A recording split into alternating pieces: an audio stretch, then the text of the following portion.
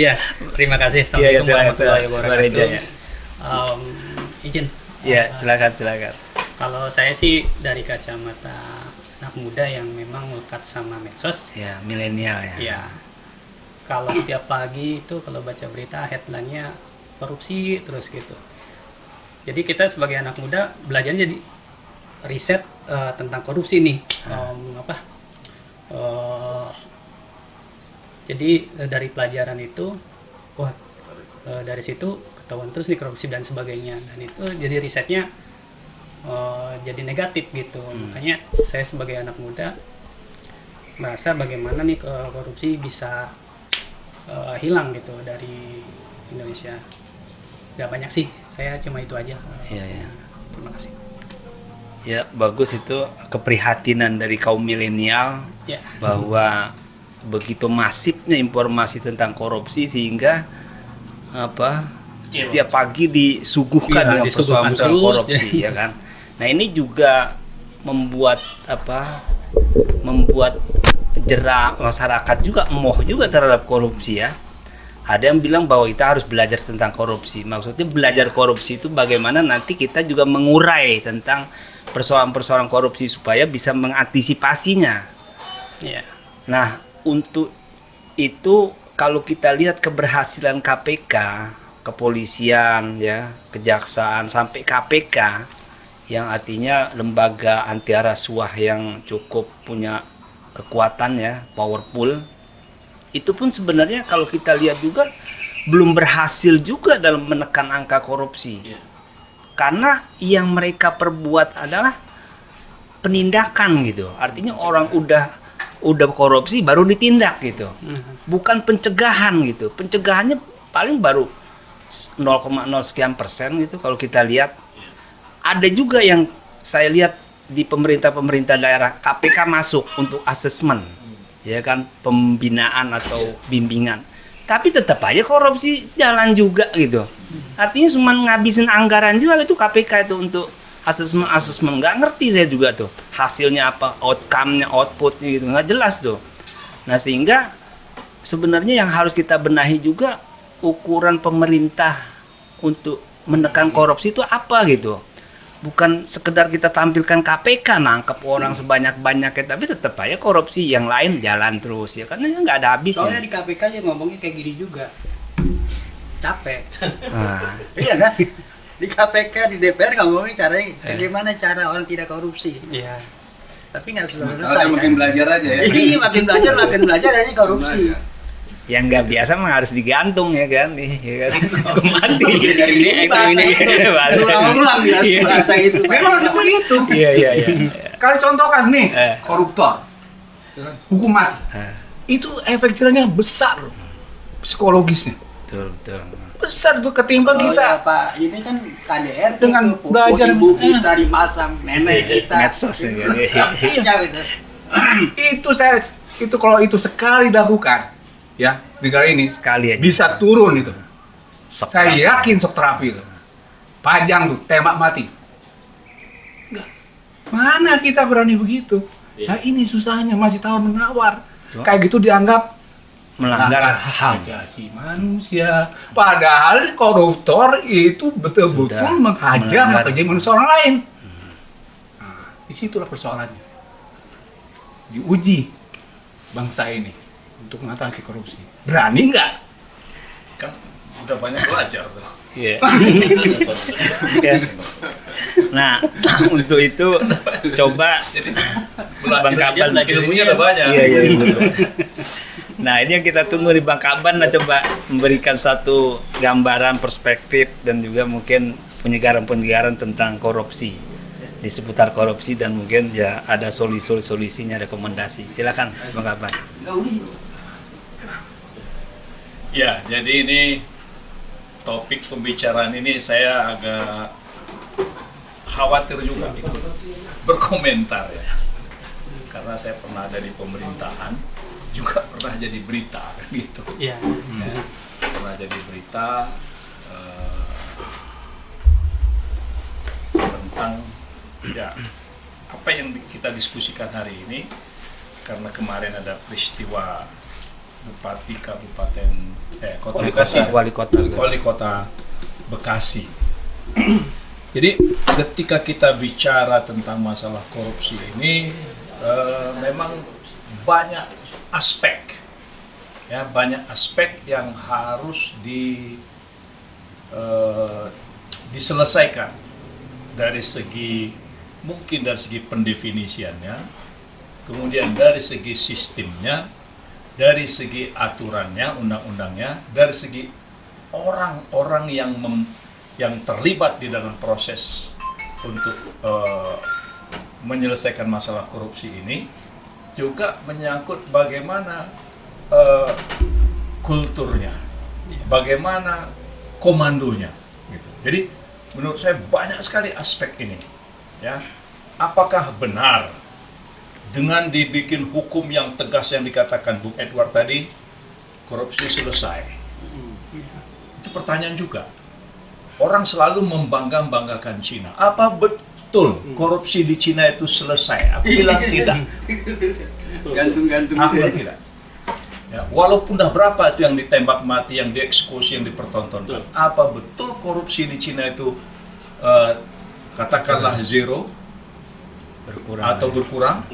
Aku bilang tidak. Kenapa? Aku dengan mata kepala bisa lihat ada seorang jenderal Cina yang punya ranch di luar negeri. Itu ada. Ya, apa benar itu? Gitu. Satu. Kemudian kalau bicara tadi tentang institusi-institusi yang dibangun untuk memberantas korupsi, katakanlah ada cyber pungli. Pertanyaannya, dengan cyber pungli, pungli berakhir atau makin marak? Makin. Ya, coba. Ya, apakah saya Makin padahal cyber pungli itu di situ ada polisi, ada jaksa, ada Iya, iya. bupati. Nah, ini Justru makin ada pintar, wali kota Bekasi kecekal. Nah, Iya. apa arti polisi, apa arti jaksa yang jadi tim? Itu bertanya.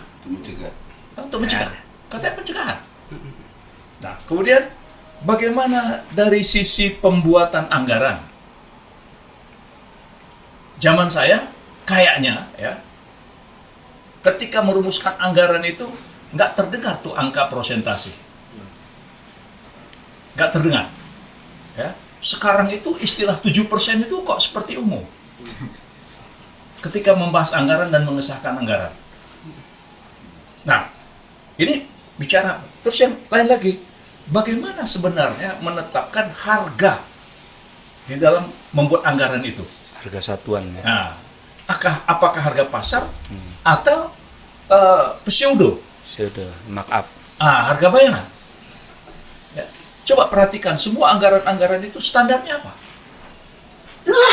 Kualifikasinya apa? Lihat bandara-bandara yang dibangun dengan harga triliunan, ya kan? Kemudian begitu kita landing di bandara itu, kita lihat kualitas barang-barang yang dibangun di situ. Benarkah itu sesuai dengan KW1? Materialnya ya. Materialnya? Kok lolos? Ada jembatan yang dibangun miliaran, ya kan? Begitu diresmikan, roboh. Dan itu lolos. Nah, ini kan banyak sisi ini. Nah, banyak sisi yang harus dievaluasi ketika kita bicara tentang korupsi ini. Nah, jadi apakah korupsi ini diberantas atau diperangi? Atau dipelajari. Itu opsi ekstrem. Nah, jadi ini serius. Nah, begitu juga misalnya terhadap pembelian barang-barang luar negeri misalnya. Ya, dalam bentuk bantuan-bantuan luar negeri. Benarkah bantuan-bantuan luar negeri itu tidak ada korupsi di dalamnya? Gitu, coba. Jadi banyak ini. Ya, seperti pembelian pesawat. Ya, pembelian pesawat yang sekarang ini misalnya pesawat helikopter yang lagi rame. Ya. Kenapa itu bisa terjadi? Nah, itu kan nyangkut fee. Nah, pertanyaannya, apakah fee yang dikeluarkan pihak produsen atau pihak agen itu menjadi milik yang dibagi-bagi, atau harusnya fee itu tetap kembali ke negara? Karena itu uang negara. Nah, ini gimana ngaturnya? Itu tuh. Jadi masalah korupsi ini kan, nah kemudian masalah hukuman tadi bilang hukuman, sanksi dan sebagainya. Saudara sekalian coba, berapa banyak kasus OTT yang terjadi? Benarkah OTT itu memberantas korupsi? Coba kita renungkan dalam-dalam. Karena OTT itu juga bagian yang tak terpisahkan daripada shock. Ya. Ya, shock terapi. Nah, tapi sudah sekian tahun, masa shock terus? Nah, berarti sistemnya, nah, undang-undangnya, ya. Jadi kadang-kadang, Bung Enwar, ya, Saya mungkin rapat dulu, bahasa saya salah. Rapat dulu, rapat. Ya. Selama korupsi itu masih lebih nikmat, ya, daripada resiko. Nah, ini kalau pakai teori benefit and cost. Kenapa? Karena korupsi ini udah ada dari dulu. Saya nunggu deh. Udah dari dulu, sejak zaman Belanda. Jelas juga.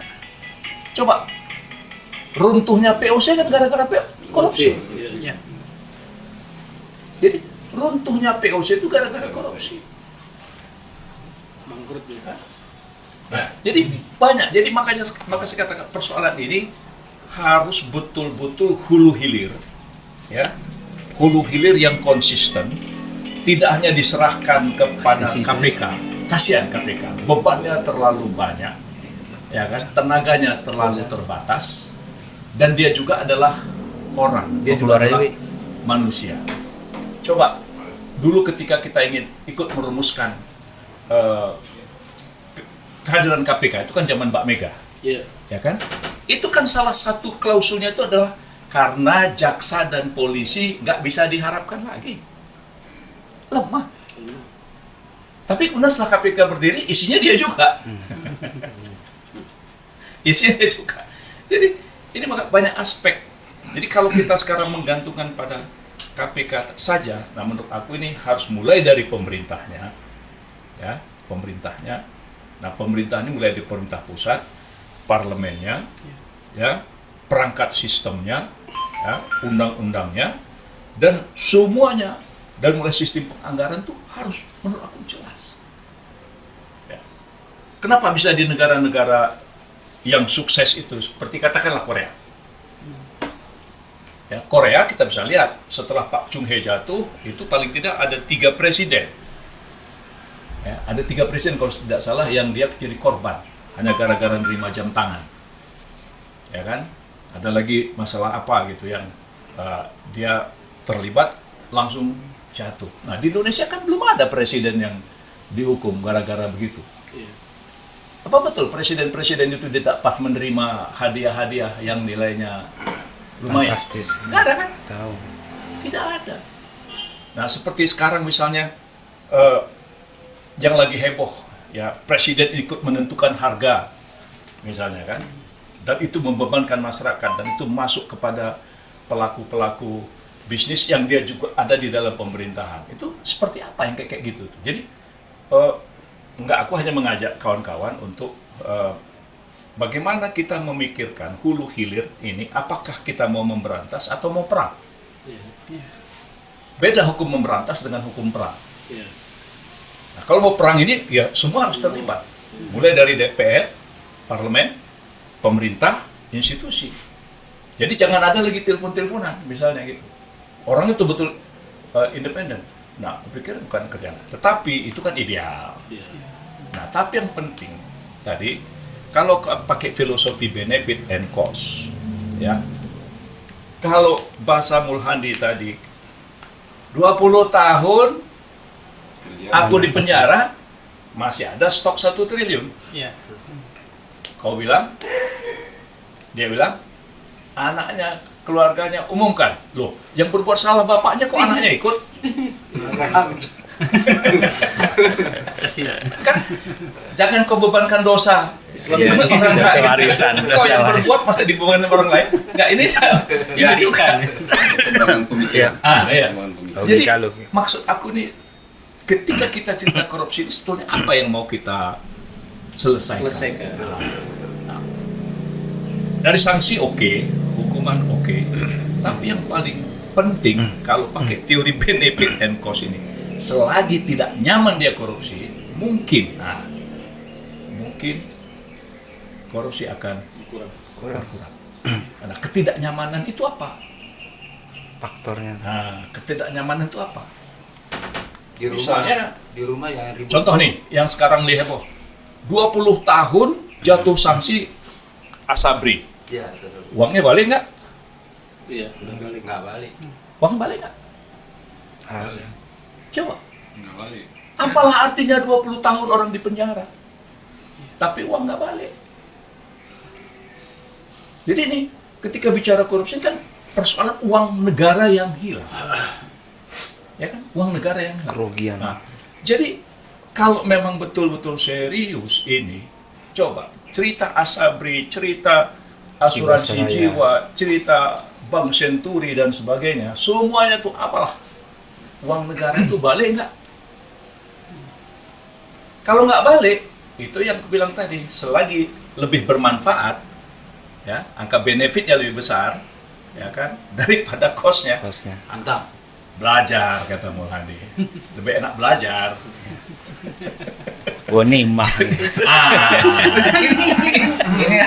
Ini dia yang perlu kita diskusikan. Jadi Pak Edward, saya mengatakan untuk memberantas korupsi ini kan kita sudah sering. Bung Hatta tuh udah menjadi budaya.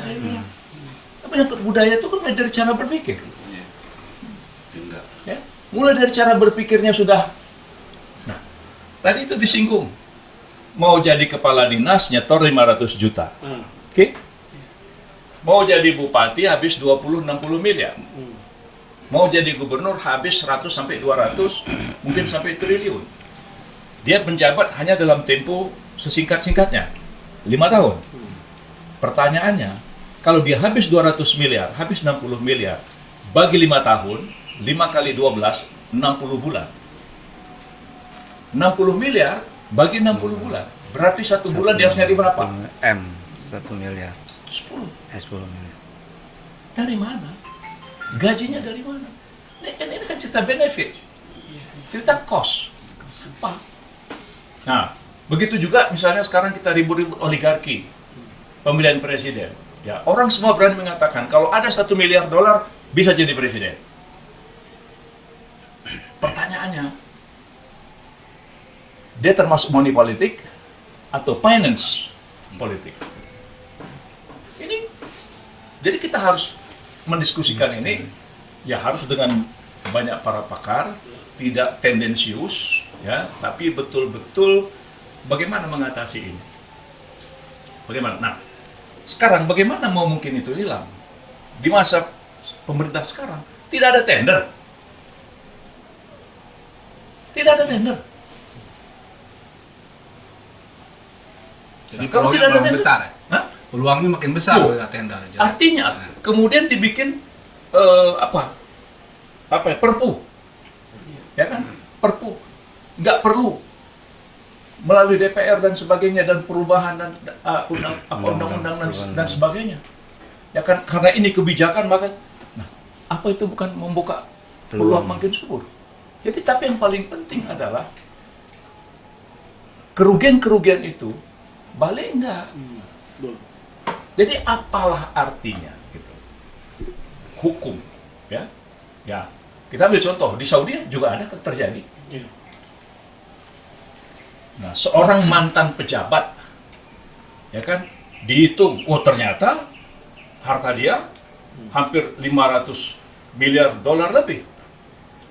Selidik punya selidik, ini semua permainan. Tidak dihukum mati. Dihukum dalam rumah. Tapi semua uangnya balik ke negara. Nah, begitu balik ke negara, lalu pemerintah bagi itu ke rakyat. Dengan filosofi benefit tadi. Jadi rakyat itu merasa ini bener nih. Gitu. Nah, kejadian di Korea Selatan bisa jadi pelajaran, ya kan? Orang enggan. Nah, begitu. Jadi mulai dari presiden, kita menteri sudah banyak kena, gubernur sudah banyak kena, dirjen sudah banyak kena, Ya, bupati sudah banyak kena. Loh, kenapa presiden kok ada imunitas tentang hal-hal seperti ini? Nah, ini contoh, ya kan? Supaya kita ini betul-betul kalau memang nggak mau ya harus dari awal tadi sistem penganggaran harus jelas. Jangan sampai pseudo price, ya. Jangan harga bayangan. Kenapa di sana dibikin untuk membeli pulpen, ya, membeli pulpen, nah, dibikin harganya situ berapa puluh ribu, padahal di pasar murah. Nah, jadi ini harus jelas standar itu harus jelas dari awal sehingga jangan sampai ada jembatan baru dibangun sudah diperiksa oleh Irjen, ya, diperiksa oleh BPKP, lolos tapi kemudian anjlok. Kualitas. Saya setuju. Boleh saya langsung? Silakan. Begini Bang, itu yang Abang sampaikan betul, ada logikanya. Tapi ada lemahnya. Semua ini kan berdasarkan kesepakatan. Sepakat. Begitu dia udah menjabat, ada kesepakatan kan. Harus bagaimana dia menjalankan anggaran biaya yang ada. Dia pun udah janji. Kalau ada masalah-masalah beda persepsi terhadap masalah ukuran-ukuran harga dan segala macam, dia kan harusnya ada berunding, ada kesepakatan lagi. Yang saya maksudkan adalah orang-orang yang menyimpang dari kesepakatan perjanjiannya, yang memang nggak jerah-jerah. Kalau dia nggak paham, itu oke. Saya nggak paham. Saya pikir ini bukan korupsi. Saya pikir ini adalah untuk membantu biaya ini segala macam, Mas. Itu oke. Tapi yang saya maksudkan ini adalah yang memang bajingan. Mental ya. Mental. Nah, yang kayak gini jangan dibiarkan. Enggak, mental Iya itu kan kalau kasuistis. Nah, kalau bisa berlaku umum. Nah, tapi paling tidak begini. Tadi saya nggak sepakat kalau ada yang mengatakan seperti apa pimpinan kita bilang udah jadi budaya korupsi. Oh, enggak.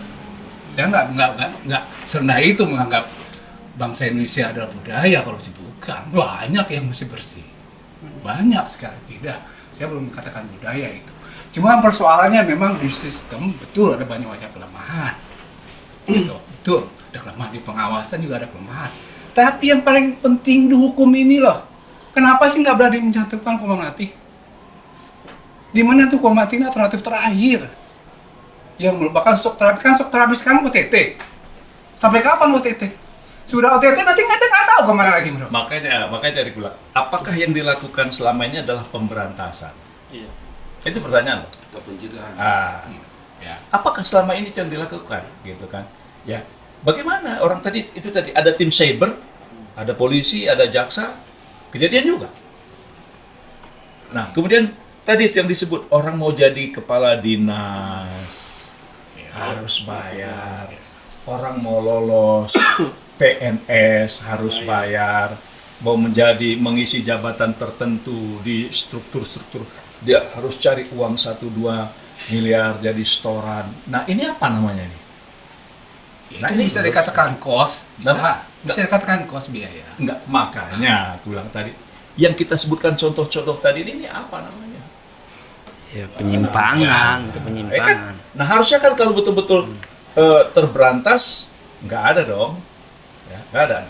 Kalau saya ingat bahwa awal pertama kali KPK itu berfungsi kan zaman SBY.